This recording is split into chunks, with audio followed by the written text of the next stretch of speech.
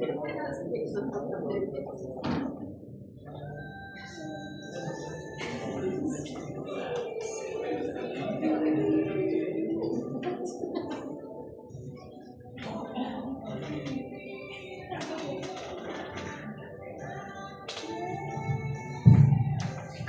Dios les bendiga. Gracias por darse el tiempo. La verdad que los 2 días anteriores yo he sido muy bendecida. Definitivamente el Señor ha hablado a través de sus hijos. Y el día de hoy, confiemos en Dios que así va a ser, que también vamos a salir de aquí bendecidos. Y no solamente bendecidos, sino que hoy vamos a ser en el nombre de Jesús retados. Amén. Vamos a ser retados. Vamos a orar. Padre amado, te damos gracias, Señor, por este tiempo, Señor, entre hermanos, Señor. Gracias, Padre amado, porque tú nos has hablado, Señor, con cada palabra que aquí ha sido expuesta, Padre amado. Gracias, Señor, porque no somos seguidores de hombres, Señor. Venimos, Señor, a buscar tu palabra y tu alimento, Padre amado. Indistintamente el que se pare aquí, bendito Rey, porque no se trata de nosotros, se trata de ti, Señor. Encargamos, Señor, esta noche, Señor, en tus manos. Padre amado, que tu palabra, Señor, fluya, Señor, con poder y con gloria, Padre amado. Que su nombre sea exaltado y glorificado, Padre amado. Gracias, Señor, por la palabra que ya usted ha sembrado en nuestros corazones. En el nombre de Jesús, amén y amén. La palabra de hoy que yo traigo la titulé Herencia Sacerdotal. ¿Y qué significa ser sacerdote el día de hoy? Sabemos que hoy la iglesia, muchos viven como que si fueran gente común. Y dice la palabra en 1 Pedro 2:9 que nosotros somos real sacerdocio, linaje escogido. Somos reyes y sacerdotes. Pero ¿por qué seguimos viviendo como si fuéramos plebeyos espirituales? ¿Ah? Y a veces vamos detrás de, porque eso es otra cosa. Pensamos que el sacerdocio solamente es para los líderes, para los pastores. Pero el llamado al sacerdocio es para todos. Lo heredamos por Cristo Jesús. Amén. Amén. Entonces vivimos buscando intermediarios. Que si pastor ore por mí, hermanito ore por mí. Venga, y estamos siempre buscando que nos den una palabra que nos revele. ¿Por qué? Si somos reyes juntamente con Él, tenemos acceso al Padre. Amén. ¿Qué significa ser un sacerdote? Dice que el sacerdote era el mediador entre Dios y los hombres. ¿Sí? Pero nosotros tenemos ese libre acceso al Padre. O sea, no necesitamos mediador. Amén. ¿Y cuáles son las funciones principales del sacerdote?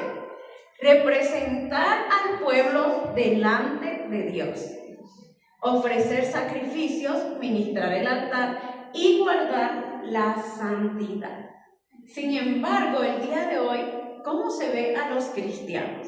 Si nosotros mismos no recibimos ese llamado o no asumimos ese rol que nos fue entregado, ¿cómo nos ven los de afuera? Hoy el cristiano se le ve como un título, algo que está de moda últimamente. Hoy todo el mundo es cristiano.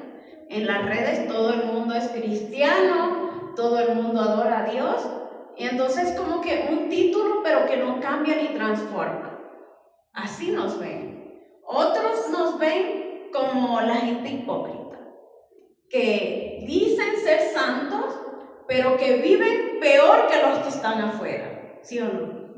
Así nos ven. O un refugio para débiles.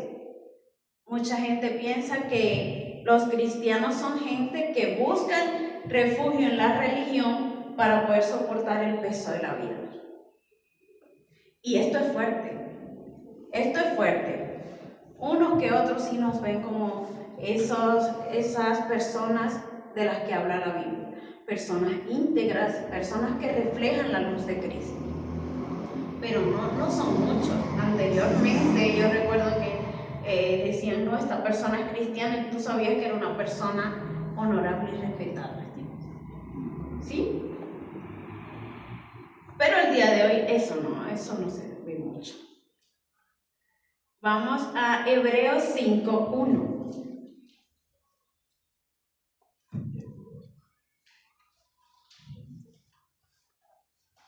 Dice, todo sumo sacerdote es hombre escogido para representar a otras personas en su trato con Dios.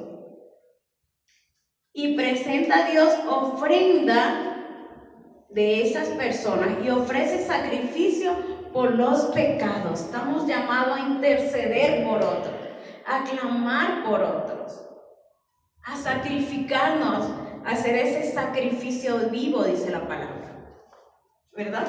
Pero, ¿dónde se origina el sacerdocio? Y aquí yo los quiero invitar que tomen sus Biblias y vamos a Génesis 14. Génesis 14.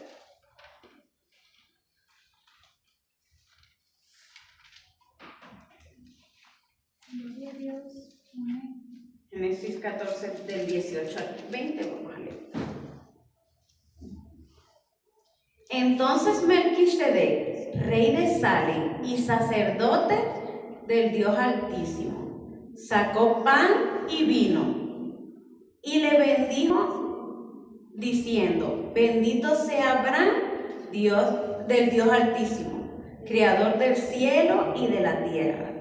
Bendito sea el Dios Altísimo que entregó tus enemigos en tus manos y le dio a Abraham los diezmos de todo. Amén. Aquí vemos por primera vez a Melquisedec. Dice que era sacerdote del Dios Altísimo. Y Melquisedec a mí me llama la atención porque esto ha sido un misterio bíblico que no se sabe si fue un ángel, si fue un hombre. Hay quienes dicen que fue el mismo Zen. Hay otros dicen que es una cristofanía. Hay quienes dicen que fue un ángel. Y bueno, yo tengo una creencia muy personal, ¿ya? No lo quiero presentar como que una verdad absoluta, pero es una reflexión muy personal que tengo y aquí quiero abrir un paréntesis. Vamos un momento a el libro de los Hebreos y vamos al capítulo 7.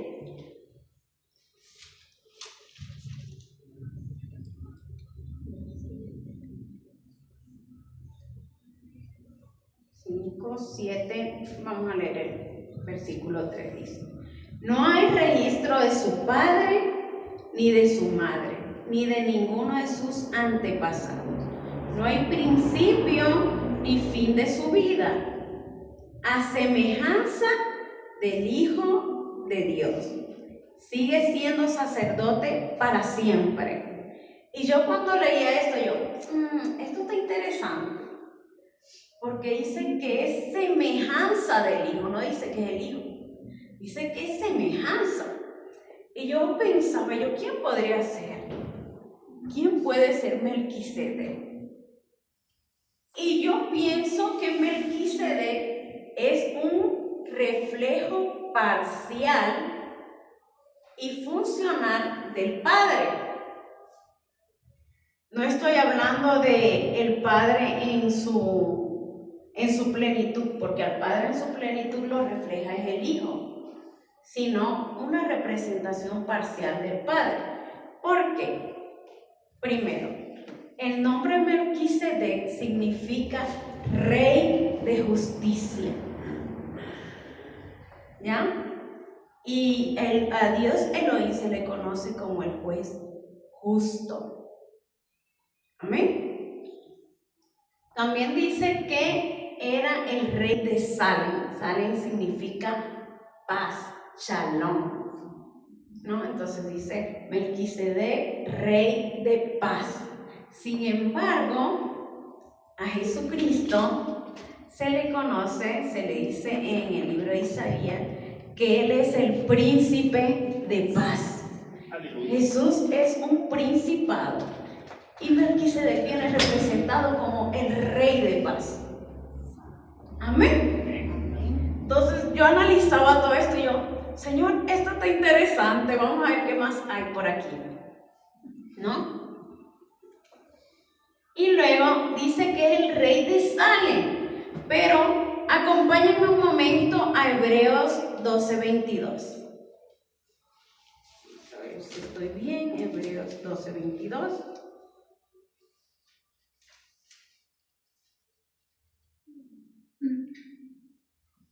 Si lo encuentran primero que yo, me apoyan, por favor.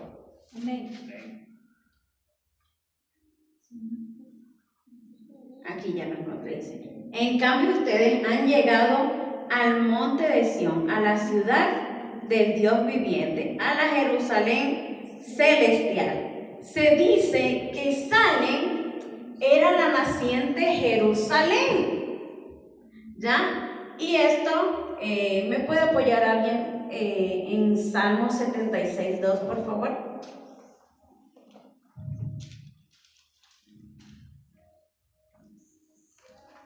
Salmo 76:2 dice: en Salem está su tabernáculo y su habitación es Sión.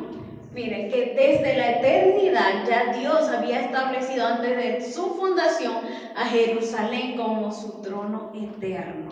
Amén. Amén. Entonces, Él representaba a ese rey y sacerdote desde la eternidad de una Jerusalén que todavía no había sido fundada.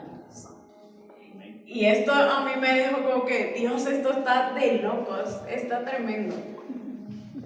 Y yo lo analizaba y yo decía, Dios, ¿qué más hay? Yo quiero saber qué más hay, ¿no? Entonces tenemos que era rey de justicia, rey de paz, rey de Salem, donde está la ciudad del Dios Elohim, ¿ya? Sin genealogía registrada y semejante al Hijo de Dios. Ningún ángel, ninguna creación en sí mismo puede ser eterno, solamente es una virtud del Padre y del Hijo. ¿Ya? En el libro de Hebreos, volvamos a Hebreos 7, por favor.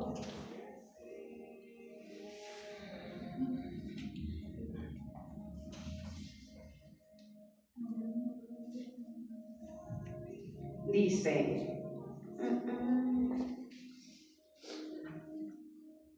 7:17. Hebreos.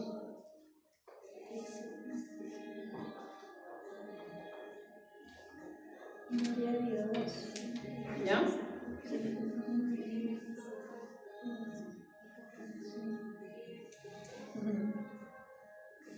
Vamos a leer desde el 3. Consideren entonces la grandeza de Melquisedec. Incluso Abraham, el gran patriarca de Israel, reconoció esto al entregarle la 10ª parte de lo que había capturado en la batalla. Ahora bien, la ley de Moisés exigía a los sacerdotes que los descendientes de Leví le cobrarían el diezmo al resto del pueblo de Israel, a quienes también son descendientes de Abraham. Sin embargo, Melquisedec no era descendiente de Leví y recibió de Abraham la 10ª parte. Melquisedec bendijo a Abraham, quien había recibido la promesa de Dios. Sin lugar a dudas que él tiene el poder para bendecir, el que tiene el poder para bendecir es superior al que recibe la bendición. Los sacerdotes que reciben los diezmos son hombres que mueren, así que Melquisedec es superior a ellos porque se nos dice que sigue viviendo. Además, podríamos decir que esos levitas que reciben el diezmo pagaron su diezmo a Melquisedec cuando lo pagó su antepasado Abraham. Amén.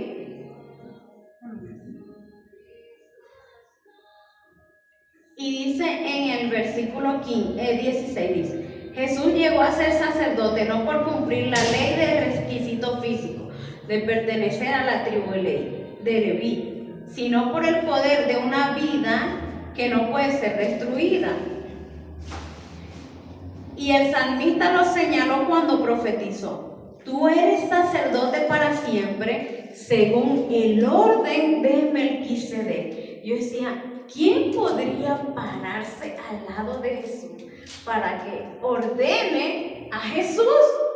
No, sino el Padre. Yo llegaba a esta conclusión. Yo decía, Señor, no es tu reflejo a plenitud, pero sí es parcial y funcionalmente un reflejo del Padre. Ahora yo quisiera que me presten mucha atención. Volvamos a Génesis 14, por favor. Génesis 14.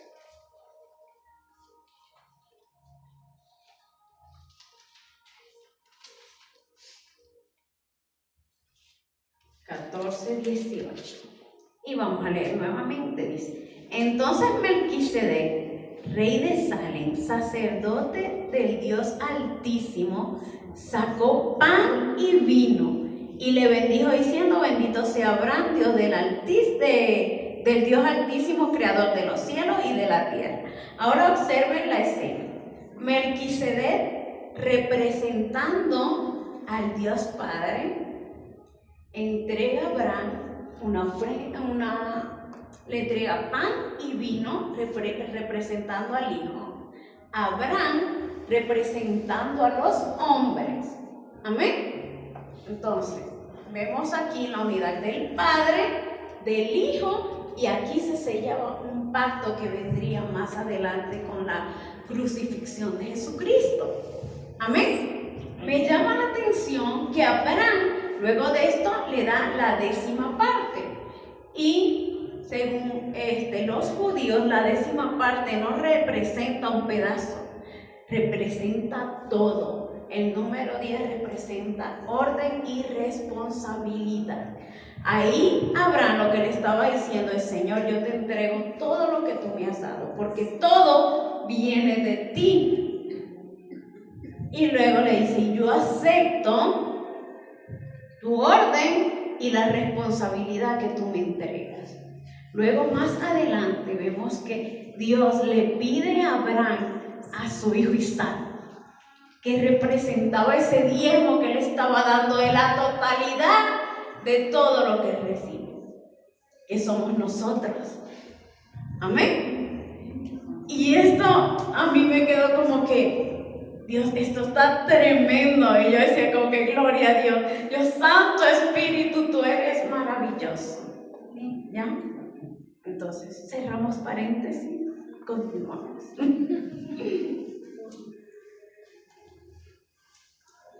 Luego de esto, Jesús recibe esa orden sacerdotal, ¿no? Recibe el orden y es sacerdote eterno, heredada por el Padre. O sea, el Padre no estaba ajeno al sacerdocio, porque en un sacrificio tiene que haber un sacerdote que lleve el sacrificio. Y dice en la palabra, en Juan 3:16, porque de tal manera amó Dios al mundo que entregó a su Hijo único para que todo aquel que en Él crea no se pierda, mas tenga vida eterna. Amén. Y en Isaías 53:10 dice que fue el buen plan de Dios entregar a su Hijo. O sea, este sacrificio nace en el corazón del Padre y se le manifiesta en su totalidad en la cruz, cuando entrega a su Hijo propio. ¿Ya? Entonces, el sacerdocio que nosotros recibimos es eterno. Cuando nosotros le decimos que sí a Jesucristo, estamos diciendo lo mismo que Abraham le dijo a Dios cuando él le entrega el diezmo. Señor, yo acepto ese sacerdocio, esa herencia que tú me has dado. Y nosotros estamos llamados a representar a Dios delante de los hombres. Sin embargo, ¿cómo estamos viviendo hoy ese sacerdocio? ¿Cómo lo estamos viviendo? Y vemos que este orden viene incluso desde el Antiguo Testamento. Porque cuando Dios llama a Aarón para ser sacerdote, Él no lo llama él solo, llama a Aarón y llama a sus descendientes. Amén. Pero, ¿qué pasa con este sacerdocio de Aarón, de Leví? Estaba limitado por la muerte y por los sacrificios repetitivos, ¿verdad? Sin embargo, en Cristo se manifiesta ese sacerdocio, ese sacrificio perfecto, que solamente se dio una vez ya. Y dice, tú eres sacerdote para siempre, según el orden de Melquisedec. Esto lo dice en Salmos 114 y en Hebreos 7:17. Amén.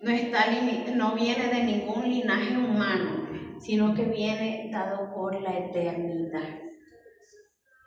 Él es rey y sacerdote perfecto, ¿ya? Y esto era también algo que poseía Melquisedec. Melquisedec era rey y era sacerdote, aún incluso antes de que la ley prohibiera a los hombres que ellos no podían ser ni reyes ni sacerdotes al mismo tiempo. Sin embargo, esa herencia la recibimos nosotros a través de Cristo.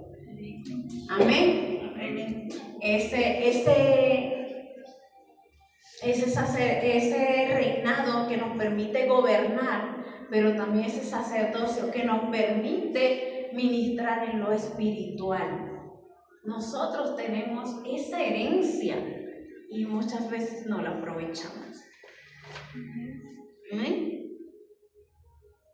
Jesús, nuestro sumo sacerdote, intercede perpetuamente. Volvamos al libro de Hebreos 7:25. Ya me quedé aquí.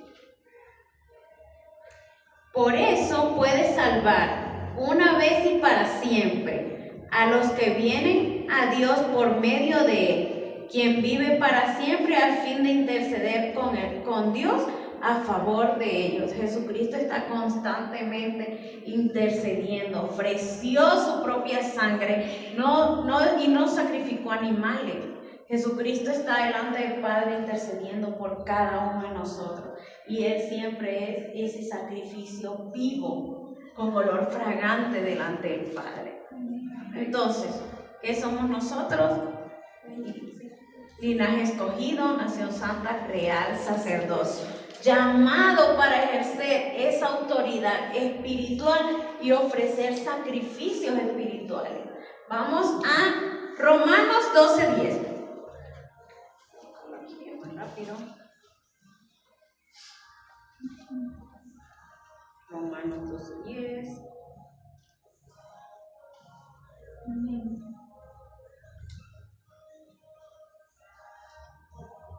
Dice, ámense unos a otros con Romanos 12:1. Por lo tanto, amados hermanos, les ruego que entreguen su cuerpo a Dios por todo lo que Él ha hecho a favor de ustedes, que sean un sacrificio vivo y santo, la clase de sacrificio que a Él le agrada. Esa es la verdadera forma de adorar. Cuando nosotros vamos delante de Él, cuando nos guardamos en santidad para Dios, ahí estamos haciendo ese sacrificio que a Dios le agrada.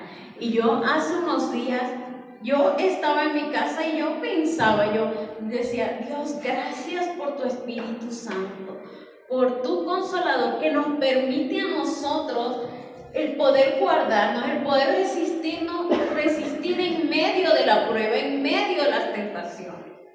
Mire que hasta eso nos entregó Dios para poder superar las tentaciones. Su esencia propia, su Espíritu Santo. Dios lo dio todo por nosotros. Amén. Y vamos a Hebreos 13:15. Hebreos 13:15.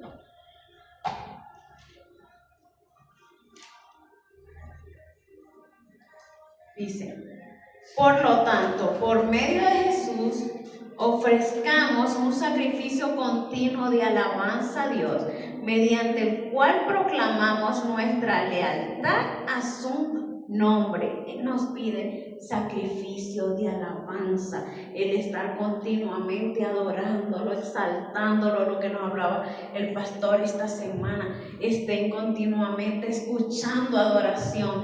Dejemos de escuchar todas aquellas cosas que dañan nuestro corazón y que no nos llevan a nada bueno. A veces nos reímos un poco con los chistes que hacen, pero no nos quedemos ahí. No hagamos eso un lugar de permanencia. Amén. Entonces vemos acá ese orden divino.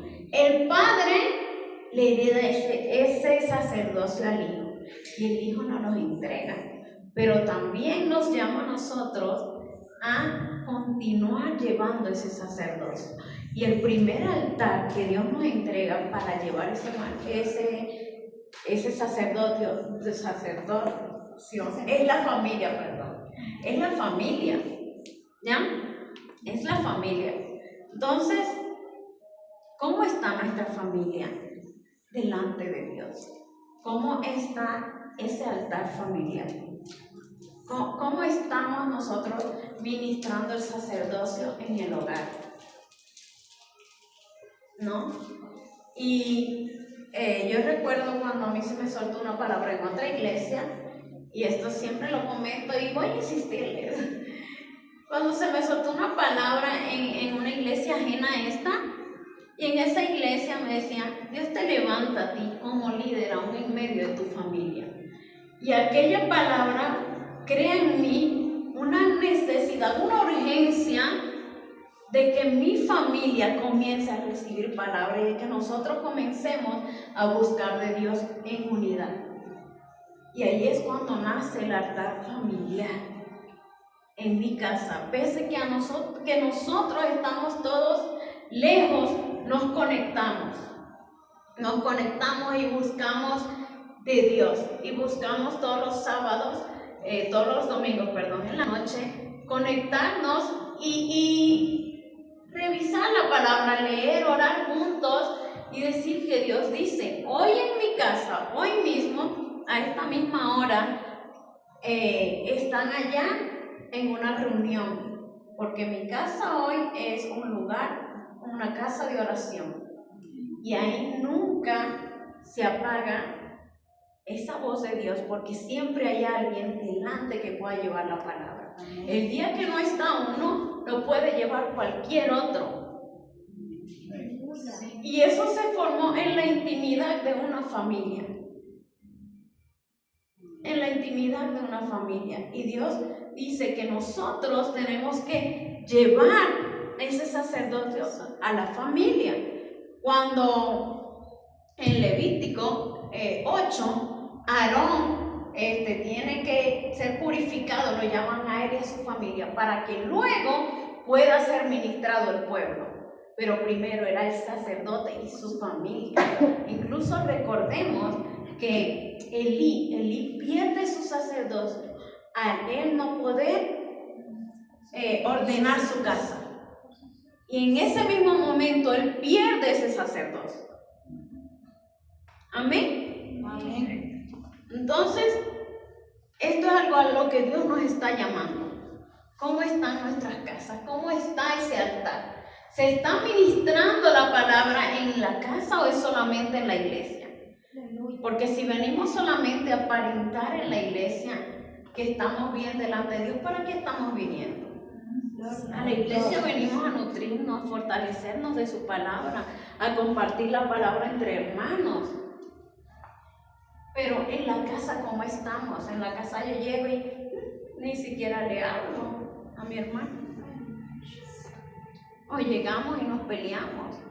O esos familiares que están lejos, que de pronto llegan a la casa y ni siquiera les predicamos, los sentamos, les contamos, los ponemos al día con los acontecimientos familiares, pero no llevamos a Cristo a sus corazones, ¿no?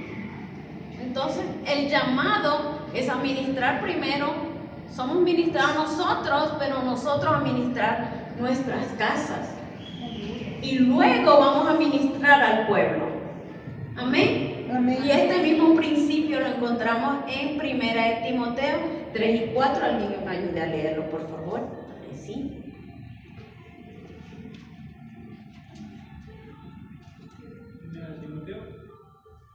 3 y 4.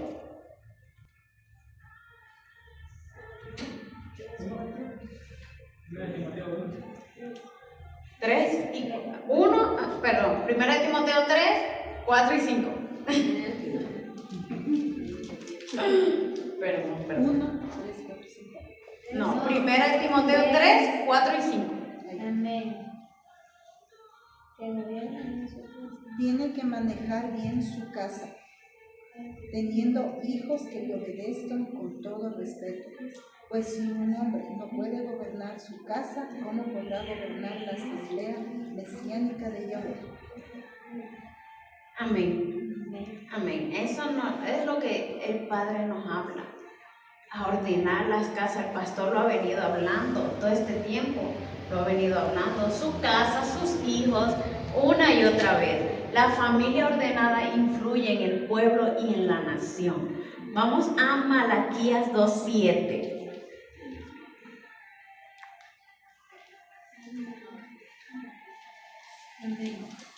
Malaquías 2:7.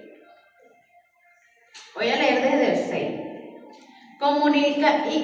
Comunicaron al pueblo la verdad de las instrucciones que recibieron de mí. No mintieron ni estafaron, ni anduvieron conmigo y llevaron vidas buenas y justas e hicieron volver muchas personas de sus vidas pecaminosas. La palabra que sale de la boca de un sacerdote debería conservar el conocimiento de Dios y la gente debería acudir a él para recibir instrucción, porque el sacerdote es el mensajero del Señor de los ejércitos celestiales. Amén. Santo, dice la palabra que el sacerdote hace volver a las vidas al Señor, los trae al Señor. Entonces el llamado para este tiempo: ministra tu casa y luego ve y predica allá afuera y trae a volver esas vidas para que vengan y sean ministradas en mi presencia. De tu boca tiene que salir el conocimiento y la sabiduría de Dios. Pero si nosotros no nos llenamos de la palabra, si nosotros en la intimidad no buscamos ese Dios, esa revelación de Dios, ¿qué podemos ministrar al pueblo cuando vengan ante nosotros buscando algo, una revelación, algo nuevo, y nosotros no tengamos nada que darle? Y aún así nos hacemos llamar sacerdotes del Dios eterno. El llamado es a la intimidad con Dios, a habitar en el lugar santísimo, a practicar la pureza, la santidad, a interceder por la casa, por los de afuera, por la gente que venga a buscar en nosotros esa palabra viva de Dios, a hacer sacrificios espirituales, servicios de obediencia, de adoración, a creerle al Dios vivo sus promesas y a vivir en paz delante de Él. Amén. Antes era imposible ser reyes y sacerdotes. En Cristo eso hoy es nuestra herencia. El llamado es a vivir como reyes. ¿Por qué seguir viviendo como plebeyos espirituales si ya Dios nos vistió de gloria? Amén. Dios te bendiga. Amén.